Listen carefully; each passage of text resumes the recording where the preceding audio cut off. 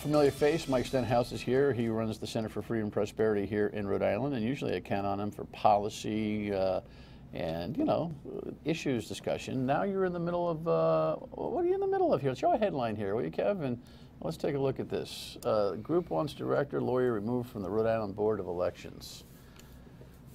What's the middle? What's going on with this story? Let's establish the story first. We've got a time period in the year 2000s, a decade ago, where Rhode Island moved away from federal mandates for requiring people to put either their Social Security or driver's license numbers in for first-time voter registration, correct? Correct. And the Board of Elections moved away from that. Now there's some discussion about getting back to it, but where, why, and how that time period occurred seems to be I don't know, some black hole of we don't know because we didn't have good records, right? Is that more or less the story?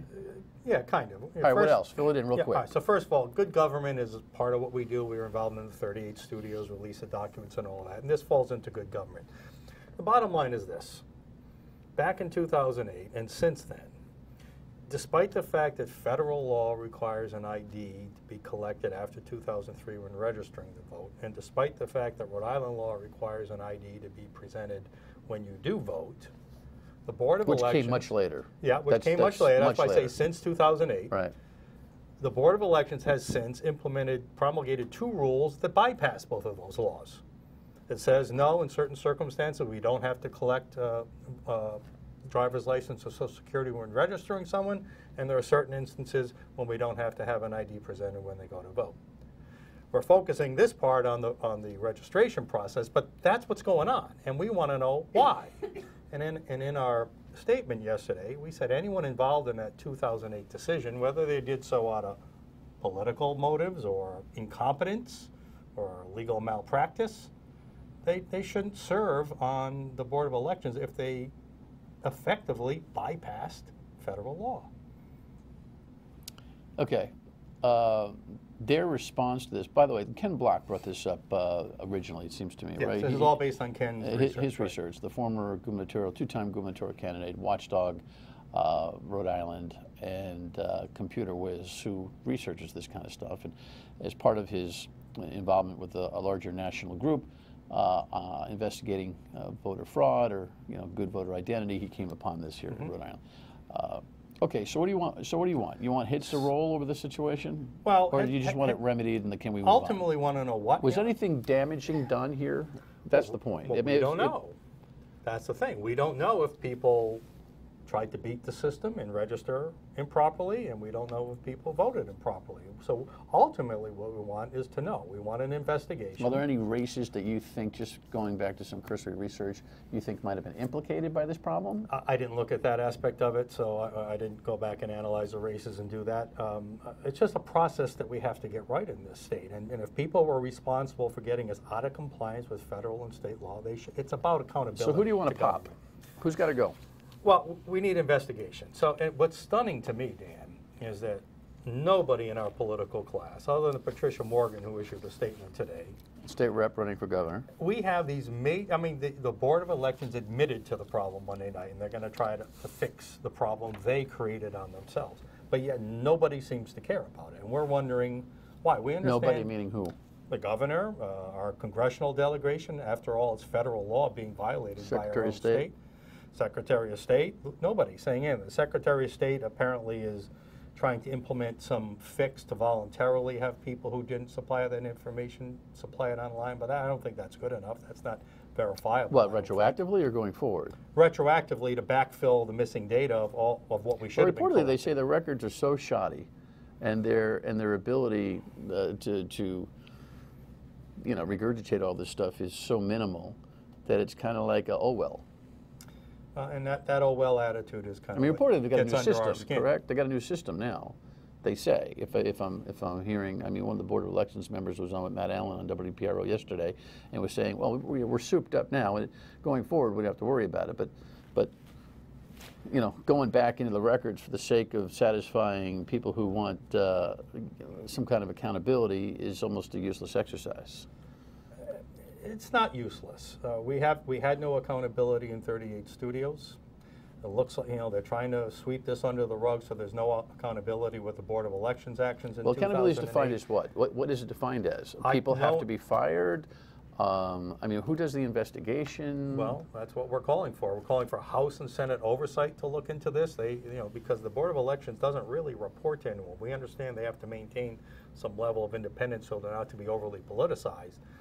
But somebody has to oversee what goes on over there, and nobody seems to care about it. It seems to me guys it's like the you guys, you and Kim Block and others are watching this thing very carefully. I'm guessing new policy that is in concert with the law will be adhered to going forward. The light's been cast, right? We just can't let government officials think they can do anything anytime they want and nobody's ever going to look into it. Groups like ours are pretty much the only groups out there that can try to ring some alarm bells. We can't make it happen. I understand that. We're trying to see if we can spur somebody to who has some authority. Okay, so you're not calling for anybody specifically to be canned here? Well, we have called for the three people we know who are still involved with the Board of Elections who were involved in 2008. Who have very poor answers on this. Who have no answers or explanation. That's the current director, that's the current lawyer, and that's one of their current commissioners. And we're calling for a fourth person, a current commissioner who seems to be advocating for, well, it's fine, it's okay if we do this. That's not an acceptable attitude to say we can just flaunt federal law and that it's okay. All right, we'll check in on a couple other major financial and policy issues in the state when we come back. Stay with us.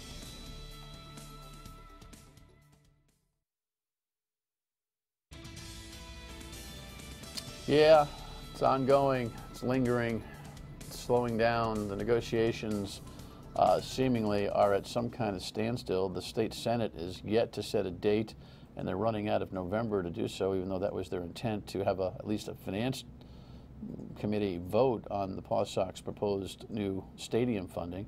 The Speaker of the House has said, not this year.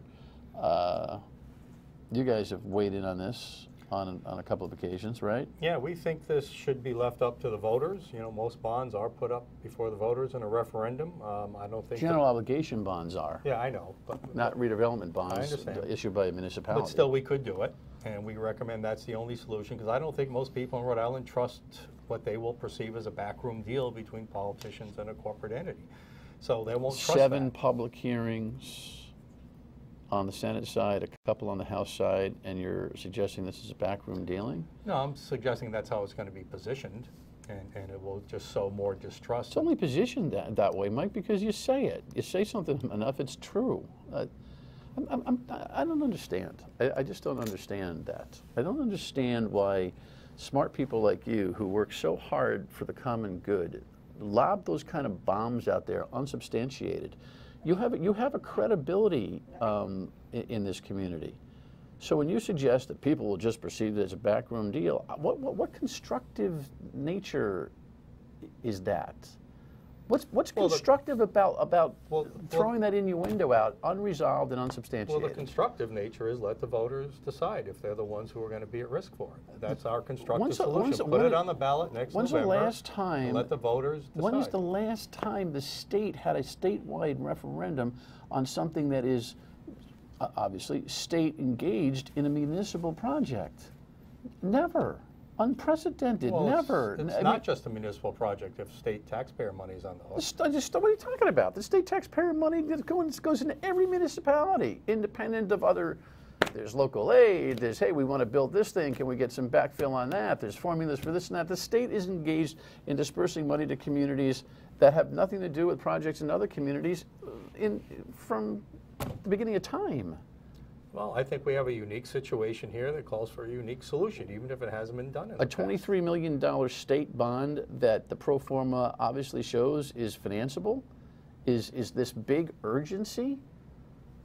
It's been made that by whom? By you. By people like you who have credibility and who suggest that there's something, I don't know.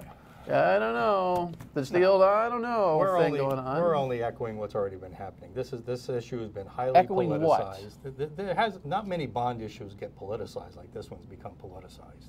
It's politicized because of the Providence project. It's politicized because everything that's a public-private partnership now is under the cloud of 38 studios, and we don't have anybody of stature trying to finally, I mean, listen, I the agree. failure of Accountability in 38 Studios is so documented, I can't stand it anymore. But when are we going to lift ourselves up by our bootstraps and see things for their independent net worth? When? I agree. You agree? I asked a question. You agree to the question, or are you giving me an answer? I agree that that's the way we should look at this. I personally want the Paw Sox to stay. I personally agree with you. The deal is financeable, and there's low risk to the deal. I agree with all that. You know that with my background. I want that team to stay. But I think the voters in this case have to cut through the politics and decide for themselves. All right. Point of view. A fair one. Thanks, kiddo. We got a lot going on. A big announcement in the political world tomorrow. We'll tell you about that next.